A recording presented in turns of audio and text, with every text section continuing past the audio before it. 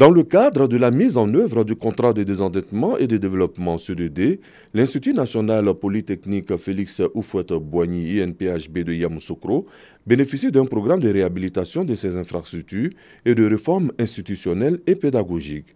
Un programme qui a pris en compte l'École supérieure d'industrie ESI.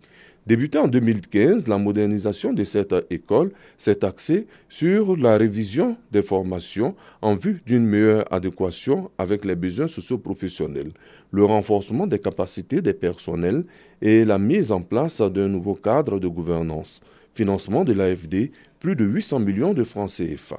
Une dernière phase en cours d'exécution, le renouvellement et l'adaptation des équipements pédagogiques et scientifiques en lien avec le programme de formation. Budget alloué, plus d'1 milliard de francs CFA. L'INPHB entend donc se bonifier au fil du temps. L'émergence de notre pays, la Côte d'Ivoire, axe majeur du programme de son Excellence M. Alassane Ouattara, président de la République, repose sur la formation de ressources humaines compétentes dans les domaines de la technologie, de la recherche-développement et de l'innovation technologique. L'INPHB entend jouer pleinement son rôle de pôle de formation d'excellence dans ces domaines à travers la diversification et l'amélioration de ses offres de formation.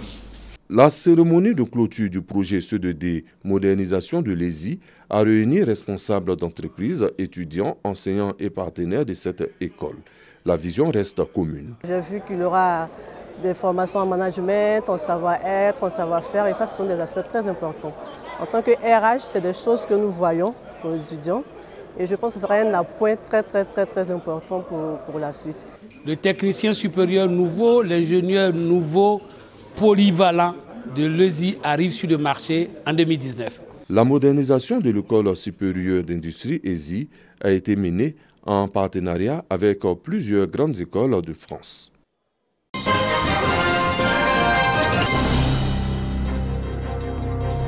Des jeunes à la tâche devant la préfecture de Dimboukro. Leur mission, donner de l'éclat à la façade de l'édifice. Rarement pareil acte de civisme a été posé par les jeunes de Dimboukro comme ceux des autres localités qui composent la région d'Unzi. Mais l'action participe de leur engagement à adhérer aux valeurs de civisme et leur volonté de se réconcilier avec les populations, passer les moments de désordre, de troubles et de violence dont ils ont été les auteurs il y a plusieurs mois. Cette opération de ravalement de la façade de la préfecture de Dimboukro est un volet des activités qui ont meublé la première édition de la journée de la jeunesse d'Unzi. Journée initiée par la direction régionale de la jeunesse et de l'emploi d'Unzi. Cette journée sert de l'UCAM pour informer et sensibiliser les jeunes sur la problématique des actes défiant l'autorité de l'État dans la région d'Unzi. Prenons la résolution devant les autorités, devant le ministre, pour dire qu'il n'y aura pas de violence ici à Dimboukro. Parce que la jeunesse de Dimboukro a compris très tôt que la violence met notre département en retard. Et nous nous engageons véritablement à œuvrer pour le développement de la ville. Près de 1000 jeunes, élèves des lycées et collèges en activité ou en quête de travail, venus des départements de Bokanda, Kwasi-Kwassikro et Dimboukro, ont participé à cette première édition de la journée de la jeunesse à Dunzi. Journée placée sous le thème « Moi jeune, je m'engage à préserver la non-violence et le respect de l'autorité de l'État dans ma région ». Ces jeunes ont ensuite échangé avec Dr Bro Nguessan, consultant médecin psychiatre lors d'une conférence. Moment d'émotion. La lecture d'une motion devant le secrétaire d'État en charge du service civique Siaka Ouattara et le chef de cabinet du ministre de la promotion de la jeunesse, de l'emploi, des jeunes et du service civique. Dans cette motion, les jeunes s'engagent à rejeter la violence sous toutes ses formes. On les a sensibilisés, on les a amenés à prendre un engagement pour le respect de la chose publique. Et il faudra que cela se renouvelle. Quand je vois aujourd'hui la jeunesse ivoirienne elle-même prend sur elle de dire on renonce à cette violence, je dis déjà on n'est pas loin de l'émergence prônée par le chef de l'État. Merci à monsieur le préfet des régions, je dis merci à madame la directrice de la jeunesse qui ont eu l'initiative d'organiser vraiment cette rencontre pour qu'aujourd'hui, dans le cœur du ISI, les jeunes renoncent à la violence. Les populations de la région d'Unzi se souviennent encore des actes de violence perpétrés par les élèves des lycées et collèges de Kwasi-Kwassikro, Bokanda, Dimboukro et Diangokro dans leur volonté d'anticiper les congés scolaires. Aujourd'hui, les populations de cette région ne font plus confiance en leur jeunesse. À cette jeunesse donc de prouver, en cette période où les congés de Noël et de Nouvel An approchent à grands pas, qu'elle a vraiment changé.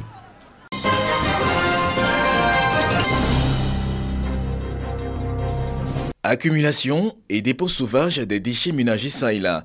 Triste visage que présente souvent l'environnement. Une situation qui n'est pas sans conséquences pour les populations. Il faut regretter que l'environnement se dégrade parce que ses impacts négatifs sont importants. D'abord, il a la dimension esthétique. Une ville a besoin d'être esthétique. Et quand l'environnement se dégrade, c'est la ville qui en pâtit. C'est la première observation. La seconde, c'est qu'il y a une dimension en lien avec la santé. Un environnement dégradé est un environnement pathologique, donc qui peut être vecteur de maladies. Des universitaires ont tenu à apporter leur contribution pour faire face à ce problème qui n'épargne aucune ville du pays. La désorganisation des acteurs en charge de l'enlèvement des déchets constitue un véritable problème. C'est pour cela qu'il faut organiser ces acteurs, les former, surtout la formation de ces acteurs-là pour une gestion durable des déchets ménagers en Côte d'Ivoire et à partir de la Côte d'Ivoire, toutes les villes. À travers ce genre d'études, le département de géographie de l'Université Alassane Ouattara veut contribuer à l'amélioration du cadre de vie des populations. Pour apporter justement notre expertise justement pour la région de Becker. C'est pour ça que nous travaillons d'arrache-pied pour former de bons géographes qui vont apporter cette expertise. 12 problématiques font l'objet de réflexions afin de trouver des ébauches de solutions aux difficiles conditions de vie des populations.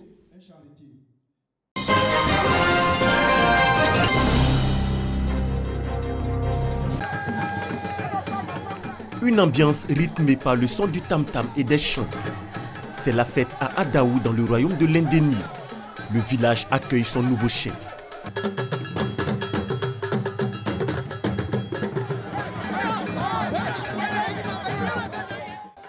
Nana Osei Kofi II est intronisé chef de village d'Adaou dans la pure tradition. Il reçoit ensuite sa lettre d'attribution des mains du préfet d'Abangourou et devient ainsi le 15e chef d'Adaou.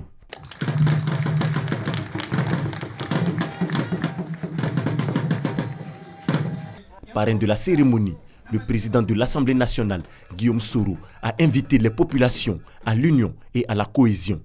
L'intronisation du nouveau chef de village d'Adaou a été l'occasion pour présenter les nouveaux sous-préfets d'Abangourou et d'Aniansoué aux populations. C'est en présence de plusieurs autorités administratives et coutumières, dont des chefs traditionnels sénoufos venus du nord du pays, que Nana Osei Kofi II a officiellement pris fonction.